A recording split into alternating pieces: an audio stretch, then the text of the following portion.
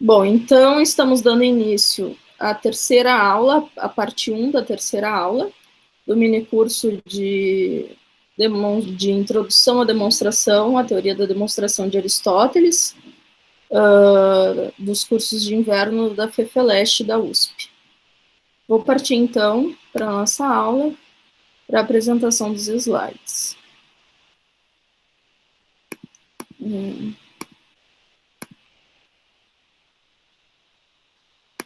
minuto.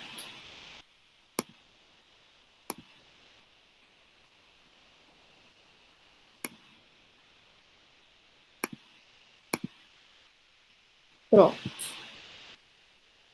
Já vai compartilhar.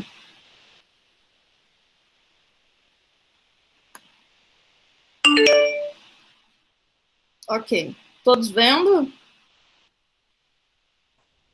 Sim, Mariane. Sim. Obrigada. Então, novamente, vou passar rapidamente, então, porque a maioria já viu essa pequena introdução.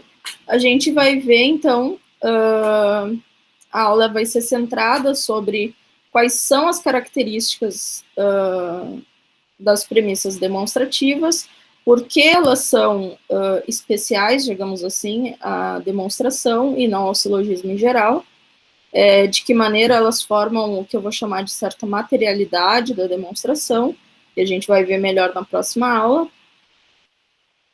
Vou tentar apresentar cada característica, embora elas se relacionem de uma maneira um pouco difusa também, então não é muito claro a maneira como Aristóteles expõe para que a gente consiga separar uma a uma para ser exposta. Geralmente os estudiosos, eles as expõem em grupos, como eu vou mostrar depois no segundo ponto, né, sobre a literatura secundária e as conexões lógico-conceituais entre essas características, e vou, por fim, apresentar um modelo de axiomática do que eu pedi para vocês lerem, do Schultz, em que ele coloca essas características dentro de um modelo muito bem estabelecido, e vou tentar mostrar que a gente pode, sim, ter uma certa compatibilidade entre uma noção de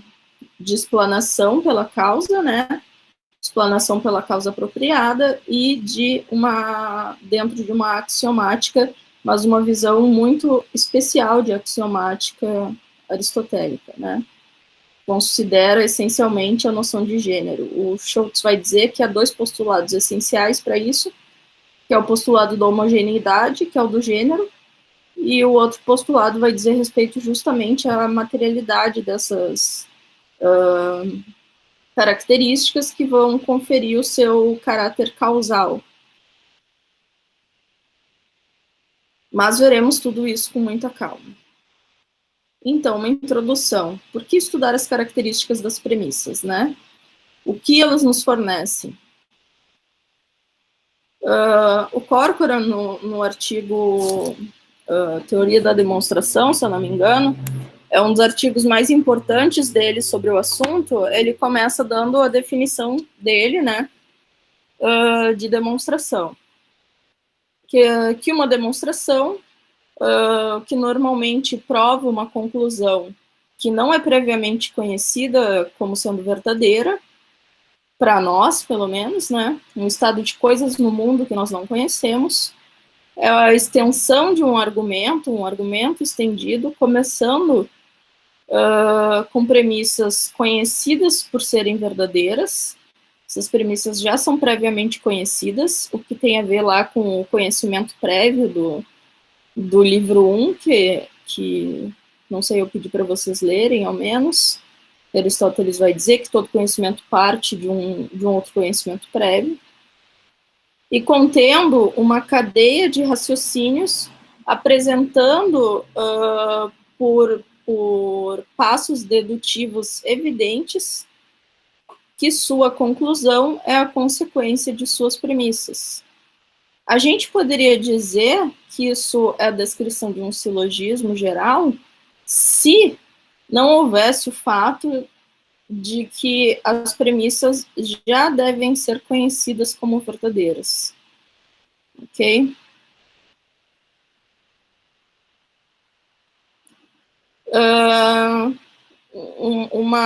Um provável problema, né, lendo isso, assim, à primeira vista.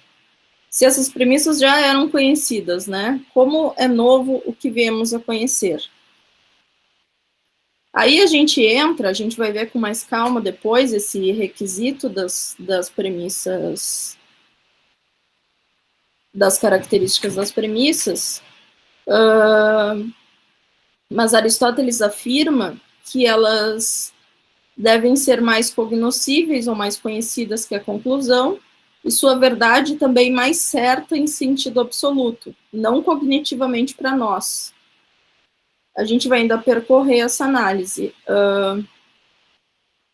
Mas, basicamente, o que ele está dizendo, vai haver um artigo muito bom da Mancion, aquilo que é mais familiar para nós e mais cognoscível em si, que nós partimos de coisas já mais cognoscíveis em si, para uma conclusão que vai ser mais cognoscível para nós, epistemicamente.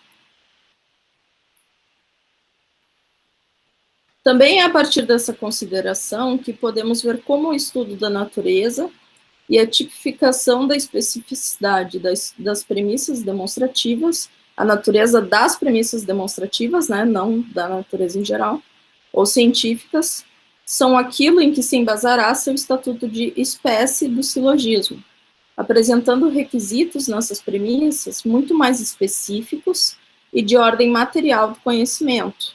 Também está ligado à noção de causa. Somente após este percurso, no capítulo 2, é que estará propriamente estabelecida a demonstração como ferramenta apropriada à expressão das provas científicas. Então... Mariana? Oi. Você vai colocar naquela questão do novo em relação às premissas?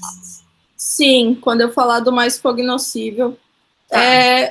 Eu não vou conseguir aprofundar muito, porque, de fato, é um assunto que é bem complicado e que, de fato, eu não me aprofundo na pesquisa, assim. Mas eu vou tentar explicar da melhor maneira possível para vocês dentro da leitura que eu tenho. Tá.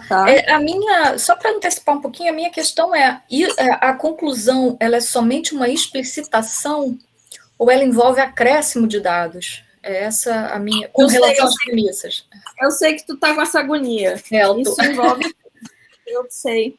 Isso envolve duas leituras, e isso vai envolver a leitura da próxima aula também, que é importante, sobre a degola do boi em Aristóteles, que é um artigo maravilhoso do já falecido professor Porchat,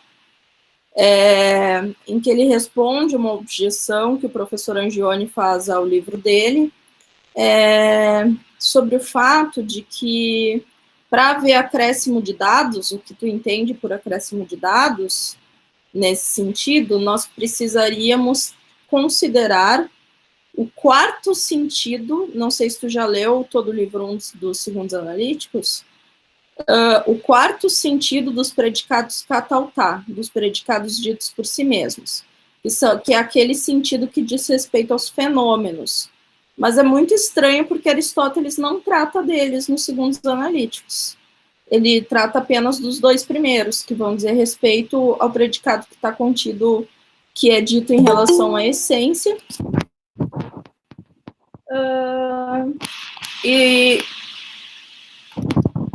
do predicado que está contido na essência, e ele é revelado a partir dela, da definição, e o segundo, que é quando enunciamos a definição que conseguimos conhecer o predicado. Eles são bem parecidos na prática, assim, mas Aristóteles só vai tratar desses dois primeiros, quando ele trata dos predicados per se, com relação à necessidade, que a gente vai ver na próxima aula. Ele não vai tratar do último, que vai dizer respeito aos eventos, aos fenômenos, aquilo, a formulação específica eu esqueci, mas aquilo em virtude do qual algo se segue e tal. Mas em relação a fenômenos, ele dá o exemplo, o título é sobre a degola do boi, exatamente porque Aristóteles dá o exemplo de um É traduzido às vezes como servo, às vezes como boi, enfim, os sacrifícios, né, que se faziam. Ele vai dizer que uma coisa é dita per se em relação ao evento, quando ela é dita, por exemplo, aquilo que é feito, ele dá o exemplo de um sacrifício. Que o sacrifício tem uma certa finalidade. Então, ele seria necessário nesse sentido. E enquanto algo como o homem caminhar, agora não lembro o exemplo exato, mas o homem estar caminhando e alguma outra coisa acontecer enquanto ele caminha, seria absolutamente concomitante. Oi? Trovejar. Se troveja, enquanto ele caminha. Isso. Seria absolutamente concomitante. Então, ele vai opor esses dois exemplos. O que as pessoas que querem, os estudiosos que querem defender, que defendem, né, de fato. Até esqueci de te mandar a referência daquele livro importante sobre isso. Que existam explicações científicas, que a ciência de Aristóteles sirva para a biologia, ou para a biologia tal como entendida hoje, para os fenômenos da natureza, é justamente colocar, o Golden vai usar também esse exemplo, colocar esse último sentido em jogo e dizer que esse último sentido tem que sim ser levado em conta.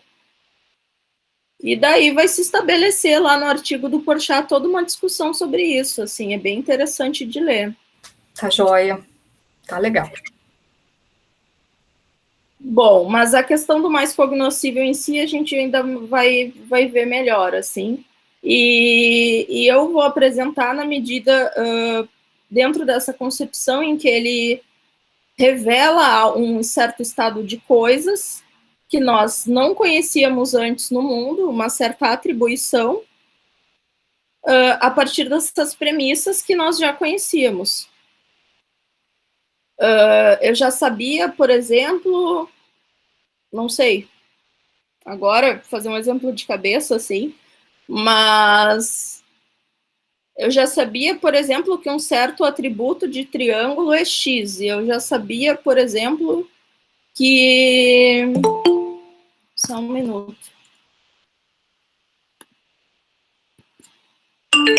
Eu já sabia, por exemplo, tendo como primeiro princípio, tá? Porque ele é indemonstrável. Eu já sabia que a linha se diz ao triângulo, e eu já sabia que triângulo se dizia de uma outra coisa. Agora eu vou mostrar uma nova atribuição em relação a isso. Uma atribuição que, como ela já é um estado de coisas no mundo, em certo sentido, ela já é conhecível, tá? Mas aquele que faz a demonstração, ou aquele que, enfim, conhece, ele ainda não obtinha esse conhecimento. É um caminho, um certo caminho cognitivo que ele precisa percorrer para revelar, de certa forma, essa nova atribuição que está sendo feita, para esclarecer.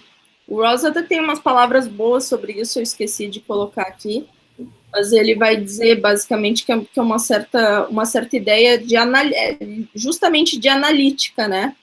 De, a partir de uma analítica da predicação, conhecer um estado de coisas no mundo que não nos era conhecido.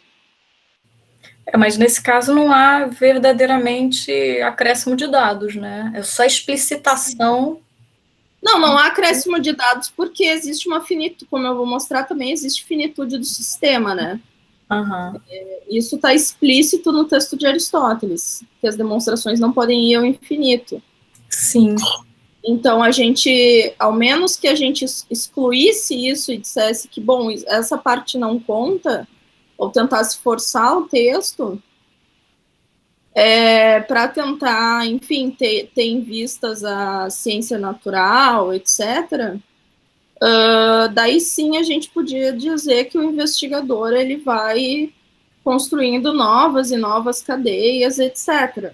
Eu acho que a minha dificuldade realmente é com essa ideia de que uma dedução não pode ser construtiva, ela só pode ser, de alguma maneira, analítica, né? Sim. Não, eu entendo. Eu lia justamente quando eu fiz o meu projeto de doutorado, eu entendia da maneira contrária. Eu até incluo o Chaiba, que usa a noção de demonstração como uma demonstração propedêutica ao conhecimento e tal. Até recomendo o artigo dele sobre isso. Mas quando eu comecei a ler os comentários mesmo do texto de Aristóteles, aqueles comentários por linha, sabe? Tanto do Ross, do Barnes, quanto de Aquino, eu comecei a me convencer do contrário, assim. Principalmente o do Ross. Algumas pessoas dizem que já está datado, mas ele faz uma análise muito fina e cuidadosa do texto, linha por linha, assim. Então, bom, se tu quer comprar algumas coisas, tu compra, senão não. Mas ele não foge da letra do texto, que é uma coisa que eu gosto muito. E que às vezes eu acho que as pessoas fogem um pouco para tentar...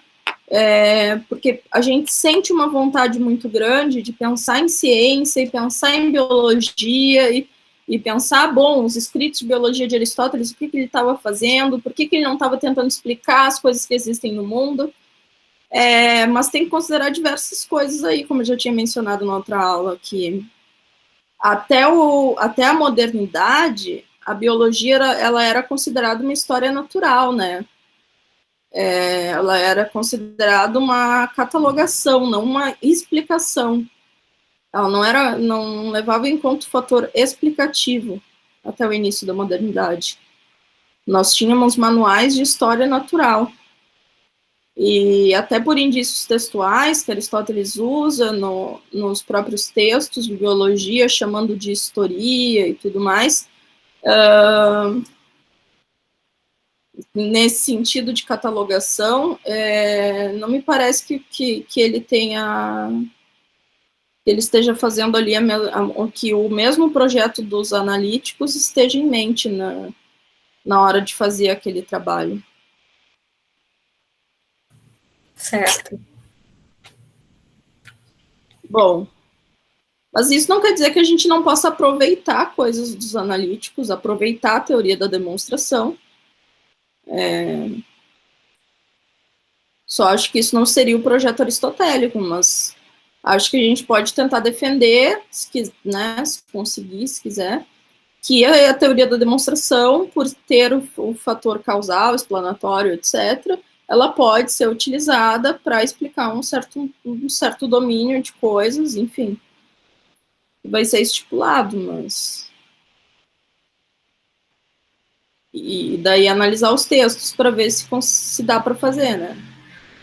Bom, vamos lá. As características, então, vão ser apresentadas na passagem que se segue a definição de demonstração que a gente viu na aula passada. Eu não tive tempo de fazer minhas próprias traduções e cotejando outras traduções, então eu utilizei as do Barnes e fiz ressalvas, principalmente a um termo que ele usa, que ele vai falar explanatório. Desculpa, gente. Ele vai falar explanatório quando é o que a gente entende por causa, tá? Então, eu prefiro deixar causa. Eu sempre coloco entre colchetes causa. Bom, ele vai dizer, então, e understand, para ele, também é conhecimento no sentido forte, tá? O que a gente traduziria por entendimento é conhecimento no sentido forte. Então, eu vou ler de acordo com, mais ou menos, com a minha tradução adaptada dele. Se conhecer algo é o que nós dissemos, né, é o que havíamos dito, ser, então, o conhecimento demonstrativo, em particular, deve proceder dos itens que são, né, verdadeiros e primitivos e imediatos e mais familiares mais familiares que, e primeiros e causa das conclusões. A gente vai ver depois que isso se divide em 2 grupos. Aí ele enunciou todas, né? Depois daí ele vai dizer o que alguns autores dizem que seria um sexto requisito, e eu vou tentar apresentar também uma leitura disso, em que sentido deve ser apropriado. Ele vai colocar ali uma condição. Nesse sentido, os princípios também serão apropriados àquilo que se quer provar, àquilo que está sendo provado, né? Em seguida, ele faz uma breve explicação desses sentidos. E a gente vai ver que eles são muito interconectados.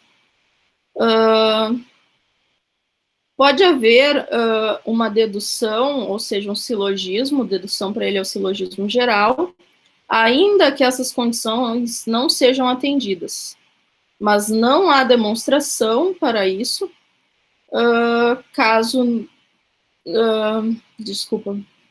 não há demonstração, porque isso não nos traz conhecimento. Isso, no caso, seriam as condições, né, das demonstrações.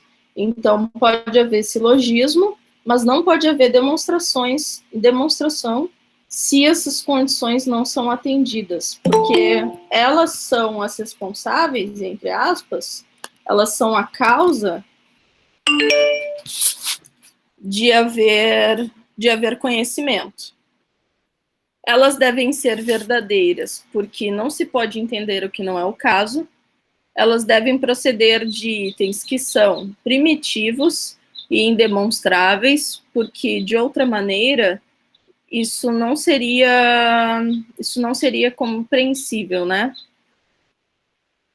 Nós não compreenderíamos, nós não conheceríamos, a não ser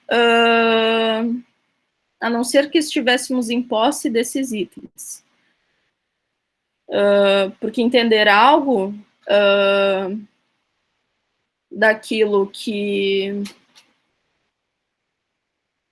Só deixa eu dar uma olhada no texto.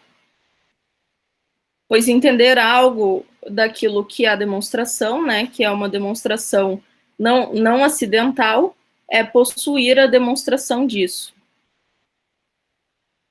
Eles devem ser explanatórios, ou seja, causas, e mais familiares que, e prioritariamente explanatórios, digamos assim, ou primeiros, que a conclusão, ele não diz aqui, mas vai ficar claro depois, porque nós apenas conhecemos algo quando nós conhecemos a sua explanação, ou seja, a sua causa.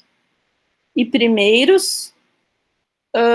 se eles são explanatórios, se eles são causas, e nós já os conhecemos, não apenas no sentido de apreendê-los, mas também de conhecer que são o caso, ou seja, conhecer o fato, né? Que Aristóteles vai nos dizer no segundo livro dos Segundos Analíticos, que é uma das maneiras, né, um dos sentidos que a gente conhece é conhecer o fato, o toroti. Nós precisamos, então, saber que algo é o caso, para que isso é uma das condições para que seja explanatório. Bom, até aí tem muitas coisas, né, então a gente vai destrinchar isso.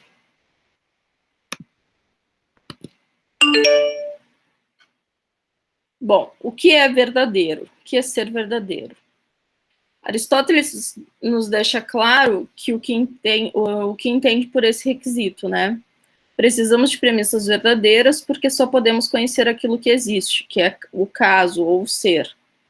Mesmo que se possa inferir o falso dentro de uma teoria silogística geral, é impossível que saibamos exatamente a causa adequada ou explanatória pela qual o falso se daria, uma vez que não há conhecimento sobre o que é falso, sobre o que não é ser. O silogismo e a demonstração mesmo vão ser sempre sobre o que é ser.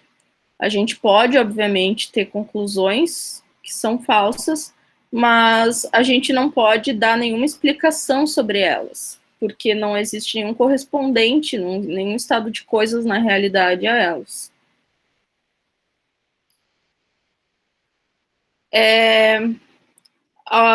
Isso é tomado, às vezes, como muito óbvio, mas isso pressupõe também a teoria da verdade como correspondência, que a gente viu na primeira aula, aquela ideia de conjunção ou separação de coisas, né?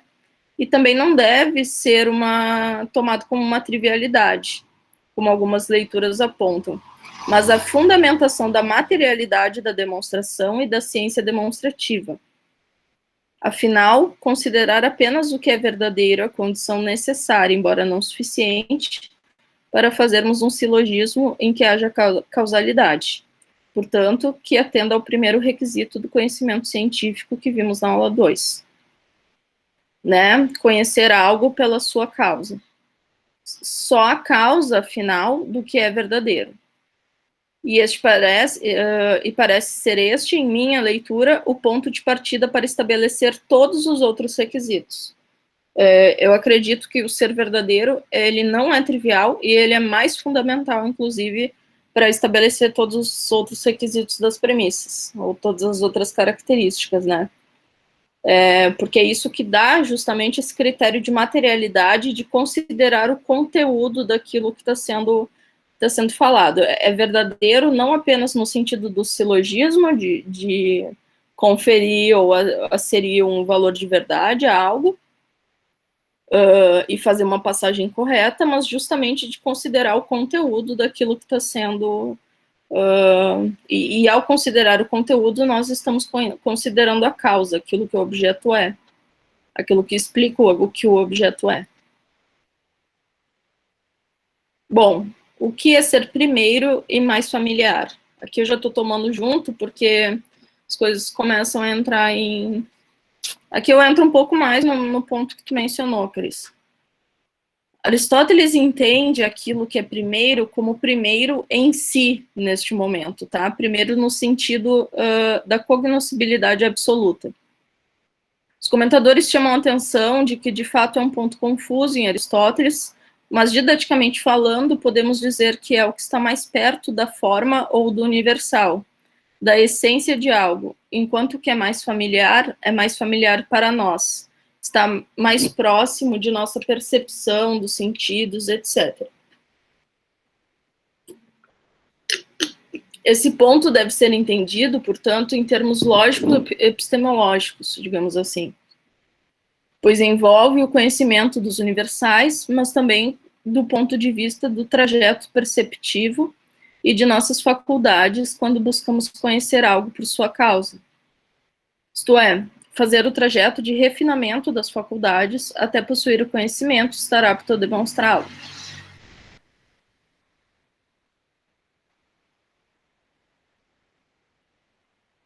Bom, sobre isso, Aristóteles ainda frisa neste momento, no mesmo capítulo, né, em seguida, que se somos apresentados a uma demonstração, digamos assim, né, uma conclusão, isto é, apenas uma prova na conclusão nos é dada, sem que percorramos o caminho correto de compreensão pela causa adequada, já tendo aqueles princípios como mais conhecidos para nós, que torna a demonstração explanatória ou explicativa, e ele vai dizer explanatório, pois só conhecemos algo quando conhecemos sua causa. Não conhecemos de verdade, pois não conhecemos aquilo que é primeiro ou mais cognoscível em si, isto é, suas premissas. Ou seja, se a gente tem só aquilo que está explícito na prova da conclusão, né? Ele vai dizer, então, mas se nós chegamos a alguém, mas se nos chega, se alguém que está convencido de algo em razão da demonstração não está ainda, não tem ainda algum conhecimento, porque ele deve estar mais convencido ou ter mais conhecimento, né? Eu preferiria aqui, mas ele deve estar mais convencido dos princípios, tanto todos ou alguns deles, do que ele está da conclusão.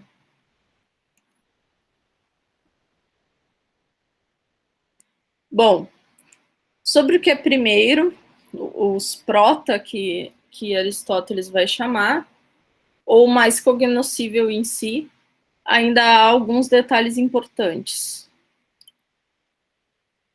É importante frisar que na discussão sobre o texto, a noção de primeiro parece ter dois sentidos. O segundo complementar ao primeiro. Além do que já fomos apresentados, o universal ou a forma, mais cognoscível em si por estar mais próximo do que a coisa é em si, né, da sua definição, do que de nossa percepção, há também uma certa imposição lógica ou metodológica de que devemos partir das premissas primeiras ou indemonstráveis, como veremos a seguir, na discussão entre os comentadores, que parece haver uma intercambiabilidade entre elas. A ideia de primeira e indemonstrável, né? De prota e de indemonstrável. Essa imposição parece existir dentro da compreensão axiomática da ciência aristotélica de que é impossível fazermos demonstrações sem os protas, ou primeiros princípios indemonstráveis, senão regressaríamos ao infinito. Teríamos, portanto, para explicitar o sentido de cada premissa assumida, prová-la mediante outra demonstração, o que iria contra a exposição da finitude da ciência demonstrativa, exposta entre os capítulos 19 e 23 do livro 1, especialmente na enunciação do problema, em 19, também vai aparecer um pouco no capítulo 24, como um apanhado, uma conclusão do assunto. Também há indícios disso no capítulo que segue ao capítulo 2, né, ou seja, o capítulo 3, quando Aristóteles responde às possíveis objeções daqueles que defenderiam que o conhecimento não é possível, né, a impossibilidade do conhecimento, visto que requereria uma cadeia infinita de demonstrações dos princípios. Isso é uma das objeções, há uma outra, mas eu vou apresentar apenas o texto que diz respeito a essa. Bom, esse é o texto lá de... Esqueci de colocar aqui, desculpa. Esse é o texto de 1.19, tá? É o enunciado do problema, basicamente, de 1.19. Ainda, se é possível para os termos que estão no meio serem infinitos, os termos que estão no meio, basicamente, ele está falando do termo médio, né? Se os extremos são determinados, ou seja, se os extremos são princípios, eu quero dizer, se A se diz de C e B é o termo médio entre eles, ou para eles, e para B e A há diferentes termos médios, outros termos médios, né, que se seguem, e para esses outros ainda seria possível ou impossível para eles ir ao infinito? Isso é o mesmo que nos perguntar, que inquirir, se demonstrações podem proceder ao infinito e se pode haver demonstração de qualquer coisa, ou qualquer termos seriam colocados, seriam ligados um pelo outro, né? Que seria uma cadeia de termos médios que nunca terminaria. Bom, podemos ver que Aristóteles está se perguntando daquilo que, primeiro, tem os extremos fixados, e segundo, tem um termo médio, neste contexto, né, a causa, porque a gente está falando da demonstração. Como é dito no parágrafo seguinte, obviamente, trata-se da demonstração. É afirmado antes, no mesmo capítulo, que de silogismos dialéticos e daquilo que requer apenas a opinião, não há...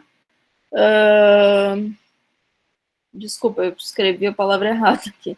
Não há problema quanto a esta indagação, pois não é relevante. A gente pode ter várias cadeias no silogismo dialético. Mas, para uma ciência demonstrativa, uma vez que seus extremos, ou seja, seus princípios, são fixados, e que nós devemos partir de princípios, a questão torna-se fundamental. Bom, o que é ser primitivo e imediato? Aqui, Aristóteles parece tomar a noção de primitivo como correlacionando uma noção e acarretando a outra, que eu já vou apresentar em seguida. Questão que apresentaremos melhor na discussão sobre algumas posições entre os comentadores também. Ele vai dizer: proceder dos primitivos é proceder dos princípios apropriados. Eu chamo o mesmo as coisas que são primitivas e princípios. Um princípio de uma demonstração é uma proposição imediata. E uma proposição é imediata se não há outra proposição primeira a ela. Há várias maneiras, obviamente, de entender isso aqui.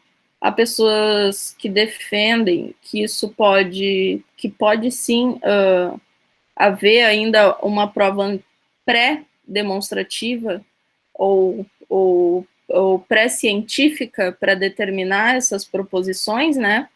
Como, por exemplo, a gente vai dizer, a maioria dos comentadores acreditam que os primeiros princípios, afinal, que é a grande pergunta que com que termina o livro 2 dos Segundos Analíticos, como que nós, então, chegamos a esses primeiros princípios? A gente pode consegui-los através de certas cadeias de demonstrações, de deduções na dialética, tá? Que nós também podemos conseguir conhecer os primeiros princípios através da dialética. Mas eu não vou entrar nesses detalhes aqui. Vemos novamente a indicação de uma axiomática, de que não é possível tomar os primitivos, os prota, ou primeiros princípios, como algo senão imediatos, nesse contexto, mesmo que eles sejam conseguidos através da dialética, para uma teoria da demonstração, eles têm que ser tomados como indemonstráveis.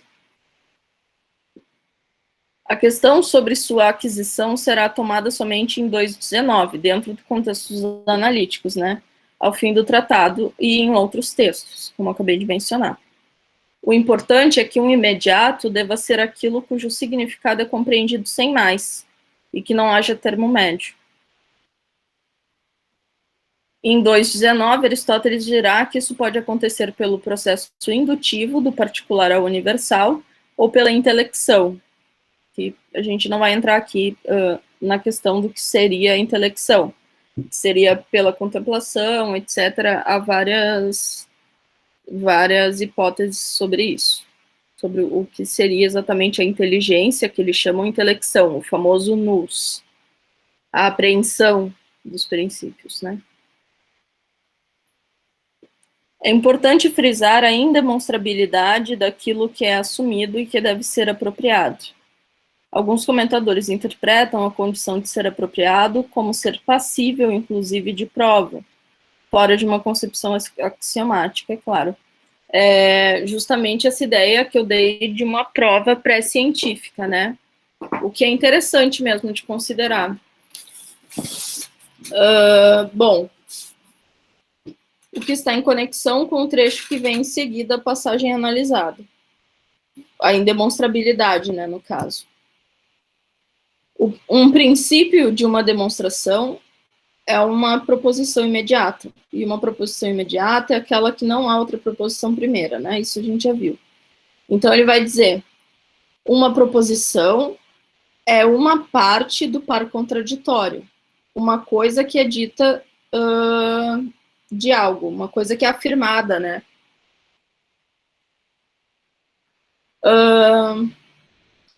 Será dialética se isso assumir ambas as partes indiferentemente, ou uma parte qualquer indiferentemente, e será demonstrativa se assumir determinadamente uma dessas partes em razão de ser verdadeira, por sua verdade, né? Assumir como verdadeira. Um enunciado é uma parte do par contraditório. Um par contraditório é um par de opostos, ou seja, uma proposição que a gente pode negar ou não, entre o que, em si mesmo, não há nada. A parte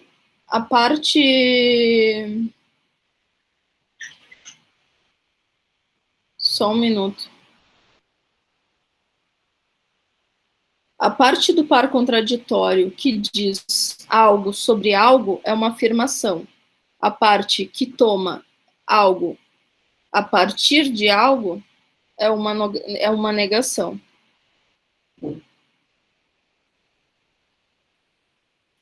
Mediante a definição de primitivo ou princípio dada em 72A 57, Aristóteles distingue de qual princípio ele está falando.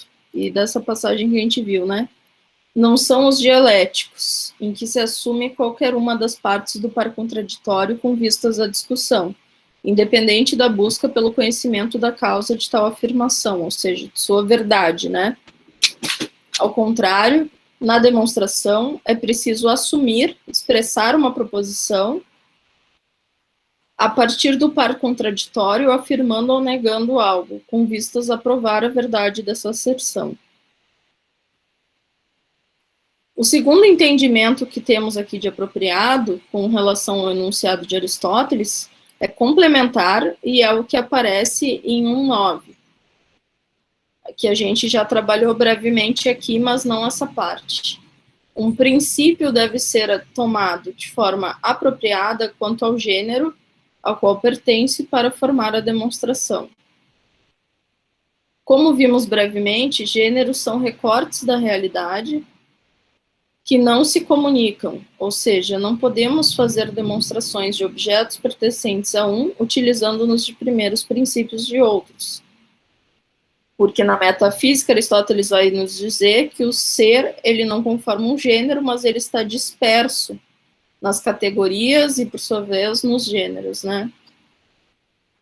Senão, nenhuma prova poderia explicar apropriadamente por que um certo atributo pertence a seu sujeito através da causa específica, uma vez que se tudo pertencesse ao mesmo gênero, o ser seria uma só coisa e o discurso sobre ele também teria de ser algo único, não havendo conhecimentos específicos, ou seja, domínios da ciência.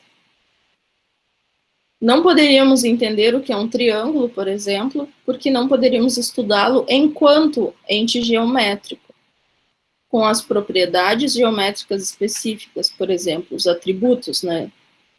Fazendo atribuições com predicados geométricos, e primeiros princípios também da geometria. Um discurso sobre o ser enquanto ser, na sua possível generalidade, se assim podemos falar, só é possível na metafísica, mediante diversas restrições, e que, ao fim e ao passo, só haverá dois axiomas comuns que a ele podem ser aplicados, que é o princípio de não contradição e o terceiro excluído, né? Bom, mesmo já tendo tomado imediato como um requisito implicado pela noção de primitivo, Aristóteles retoma a discussão sobre essa característica das premissas. A argumentação segue em 3 passos, resumidamente. Aquilo que é imediato é aquilo que pode ser apreendido ou compreendido por qualquer um sobre qualquer coisa. Em seguida, essa noção é identificada com a noção geral de axioma.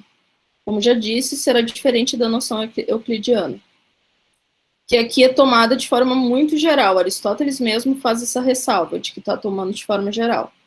Continuando entre o que ele vai chamar de axiomata, ele separa aquilo que é assumido ou postulado, conforme a tradução preferida, que vai ser a afirmação ou negação do par contraditório, da suposição, que poderíamos chamar aqui em sentido muito geral e não técnico, porque depois vai ter um sentido técnico de hipótese, né? Por fim, Aristóteles identifica a definição com aquilo que é assumido ou postulado, e diz que trata-se de definições o que entende por imediatos, ou seja, pelos primeiros princípios. Que, contudo, vai ser apenas uma das posições possíveis que uma definição vai assumir dentro da demonstração. Nós também temos, por exemplo, as definições chamadas triádicas, que vão figurar no termo médio, que serão justamente as causais que vão se predicar tanto do primeiro princípio quanto da segunda premissa assumida, e que não vão gozar desse aspecto de postulado, né? Bom, é por isso que é dito para outros problemas que surgem nos segundos analíticos, para Aristóteles não há provas da definição em sentido estrito, mas há outras maneiras de conhecê-las. Para aqueles que conhecem o grande problema lá de 2.8, em que ele diz que nós conhecemos a definição, mas não há demonstração sobre ela, mas ainda assim nós a conhecemos através da demonstração, né? Para isso é usado um exemplo muito elucidativo entre o que Aristóteles entende neste momento por definições, assunções ou postulados, enfim, tomando como a mesma coisa, e a sua diferença com suposições. Definições são postulados, aritméticos postulam que a unidade, ou que uma unidade,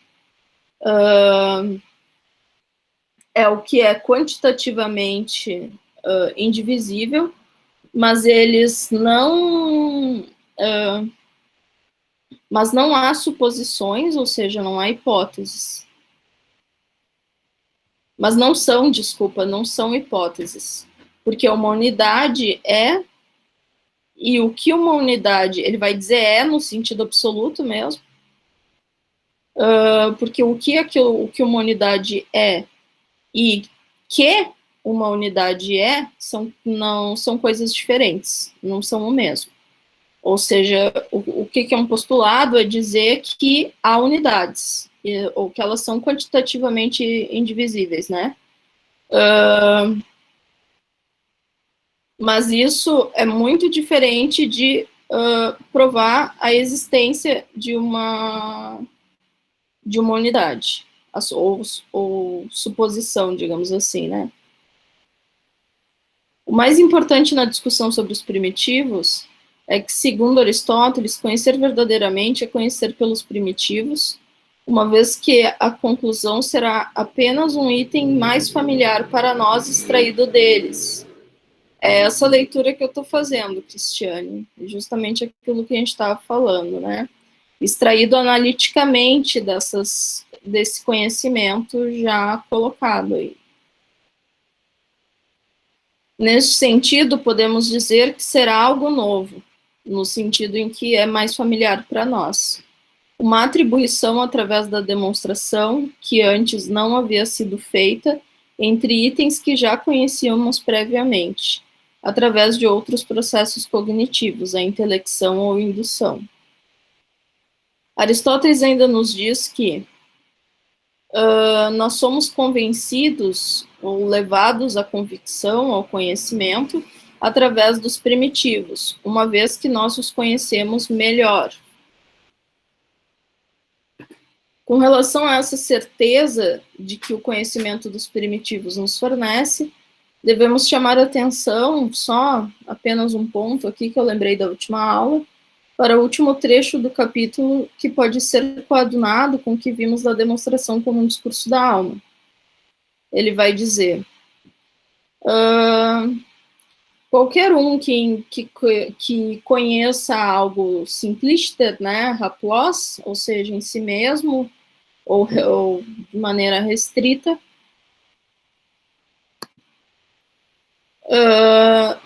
deve ser incapaz de ser persuadido a mudar a sua opinião. enfim, sua mente, né, a mudar de opinião sobre isso. Ou seja, é uma certeza absolutamente, é algo absolutamente indubitável, porque a sua justificação, tanto pela causa, pelo conhecimento da causa, quanto pelos primitivos, ela garante que isso permaneça no sujeito de uma maneira, um conhecimento absolutamente sólido. Bom, sobre as últimas, o que é ser primeiro em relação a, ele vai dizer novamente primeiro, e causa da conclusão. Aqui é importante não confundir primeiro ou primitivo, ele usa a mesma expressão, proto, ou próton, né, no singular, no primeiro sentido apresentado, no que diz respeito às características das demonstrações tomadas em si mesmo. Como veremos, né, que elas podem ser tomadas, algumas vão ser absolutas e outras relativas. Esse sentido, ele vai dizer respeito à conclusão. Com relação a ser primeiro a conclusão, podemos dizer que é um dos requisitos de ser causa dela. Ele será primeiro, de acordo com o que já exploramos sobre o fato de que conhecemos verdadeiramente, ou seja, dispomos da prova, quando conhecemos as premissas, e não só apenas as conhecemos, mas as conhecemos melhor. Isto é, melhor que a conclusão, pois são mais cognoscíveis em si e são o conhecimento prévio de que dispomos, né? O que é discutido no capítulo 1, de que partem os demais conhecimentos, dentre eles o demonstrativo. São causas da conclusão por serem mais cognoscíveis que ela. Então a gente vê que aí é muito parecido tudo que ele vai dizer nessa última parte sobre aquelas primeiras premissas que ele já... Isso é quase... Elas são praticamente derivadas, como acho que o Ross vai dizer, do primeiro conjunto. São causas da conclusão por serem mais cognoscíveis que ela, como já estabelecido, e pela primeira condição para haver conhecimento científico, que algo seja conhecido em virtude de sua causa adequada. Devemos entender aqui que em sentido forte que Aristóteles está dizendo que as premissas deverão ser causas da conclusão. Elas deverão apresentar a causa da conclusão obedecendo aos critérios não somente formais de um silogismo, isso é o raciocínio feito em primeira figura, mas materiais das características ou requisitos anteriormente expostos, daquelas outras características, né? Serem verdadeiras, primeiros princípios, imediatas, etc., requer dessas premissas condições materiais, isto é, levar em conta o seu conteúdo, fazer uma analítica de seu conteúdo, para que a demonstração exponha o conhecimento de forma efetiva, adequadamente e de maneira explicativa, de forma a, uma vez obtido esse conhecimento, não podermos ser persuadidos do contrário, como nos diz Aristóteles. Para resumir a contraposição, a contraposição ali não é exatamente uma contraposição, né, mas o que a gente poderia entender de algo ser causa da conclusão? Poderia ser uma referência a uma certa entidade discursiva, as próprias proposições que tornam a conclusão verdadeira enquanto itens linguísticos com certo valor de verdade, o que parece não ser o caso, nesse sentido, né, a gente teria apenas a causalidade como consequência lógica das premissas que encontramos na teoria do silogismo. Então, essa ideia está descartada. O segundo seria o conceito de causa, ligado ao sentido das causas que a gente tem na física e na metafísica, estados de coisas no mundo expressos nas premissas que tornam a conclusão também verdadeira. O que parece ser o sentido de conteúdo ou materialidade implicado nas características anteriormente apresentadas aqui, que procuramos analisar. Bom, Vou partir, essa parte da literatura secundária, ela está mais extensa. Eu proponho a gente fazer o nosso intervalo agora. O que vocês acham? Alguma dúvida, pessoal?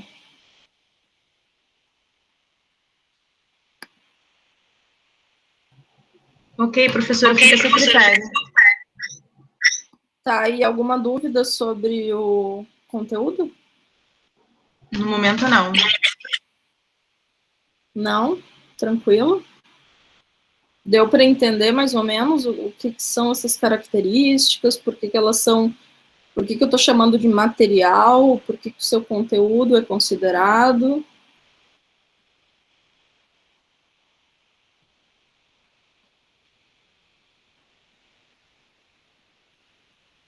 Ok. Bom, então faremos um intervalinho até... Bom, intervalinho até 13h30, pode ser? Combinado? Ok. Ok. Vou parar. Oi. Alguém falou alguma coisa? Achei que alguém tinha começado a fazer uma pergunta. Era a Cris? Não. Não, não fui eu, não. Estava desligado. Bom, eu vou interromper a gravação, então.